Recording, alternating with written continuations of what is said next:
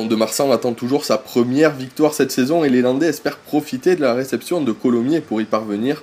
Il faudra tout de même se méfier des Haut-Garonnais qui restent sur 2 succès lors de leurs 2 dernières visites au stade Guy Boniface. Les 2 équipes sont handicapées par de nombreuses absences pour blessures, le jeu peine à se mettre en place, beaucoup d'imprécisions, beaucoup d'en avant. Et dans ces conditions, ce sont plutôt les buteurs qui sont chargés de faire évoluer la marque en début de partie. On a vu Emmanuel Sobus pour Mont-de-Marsan et la réponse de Cédric Coll pour Colomiers. Cette fois, c'est Matty James à longue distance qui prend le relais et qui redonne l'avantage hollandais, mais une nouvelle fois, l'ouvreur haut-garonnais va égaliser. Et il va falloir attendre la 35e minute de jeu pour voir la première action d'envergure. Cela fait de nombreux temps de jeu que les Montois tiennent le ballon. Ils sont à l'entrée des 22 mètres adverses et Sobus peut libérer. Le retour intérieur de Matty James. On repasse par le sol, ça ouvre jusqu'à Simon Lucu, le petit coup de pied rasant. Et regardez ce repaté Ratou qui prend tout le monde de vitesse et qui va aplatir. Juste avant la mi-temps, Mont-de-Marsan prend l'avantage. Il aura donc fallu attendre la première véritable action construite de la partie pour voir un essai. Et Mont-de-Marsan creuse même un peu l'écart puisque regardez, Emmanuel Sobus en position très difficile, complètement en coin, transforme, ça fait 13-6.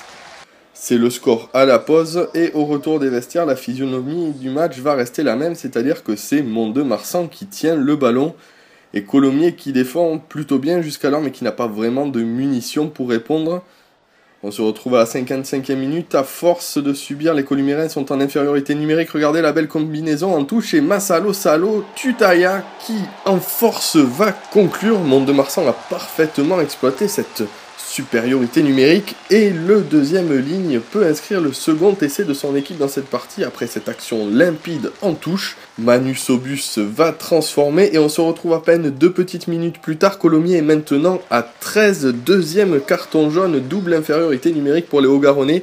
Après le pilier Anthony Roux, c'est le troisième ligne Martin Puech qui a été renvoyé sur le banc pour 10 minutes. Nouvelle combinaison en touche, une nouvelle fois la puissance des avant-montois qui fait la différence, mais cette fois-ci ça ne peut pas aller au bout, alors on va ouvrir. Sobus pour Baptiste Chedal-Bornu qui va conclure. 1 heure de jeu et Mont-de-Marsan tient provisoirement son bonus offensif. Pendant ce temps, Emmanuel Sobus continue son récital face au Perche, il transforme. Cela fait 33-6. Mont-de-Marsan semble tenir sa première victoire de la saison, mais attention tout de même, les Montois sont fatigués en cette fin de partie, ils sont même à 14 après le carton jaune reçu par Julien Cabane, et c'est Colomiers qui va finir fort. Regardez cette séquence, Cazenave qui va libérer pour le pilier Anthony Roux, tout en puissance qui va aplatir, et oui, malgré 3 adversaires sur le dos, le pilier columérin a réussi à aller au bout. On se retrouve seulement 2 minutes plus tard, on vous l'a dit, ce sont les columérins qui finissent le plus fort. Regardez cette percée de Kimani Sitoti qui trouve son demi de mêlée. Joris Cazenave et c'est Clément Laguin, déjà marqueur la semaine dernière contre Carcassonne qui va sous les poteaux. 33-20, c'est le score final, pas de victoire bonifiée, mais une victoire quand même pour Mont-de-Marsan qui assure l'essentiel devant son public. Colomiers, qui en raison des absences craignait une lourde défaite dans les Landes, s'en tire plutôt honorablement.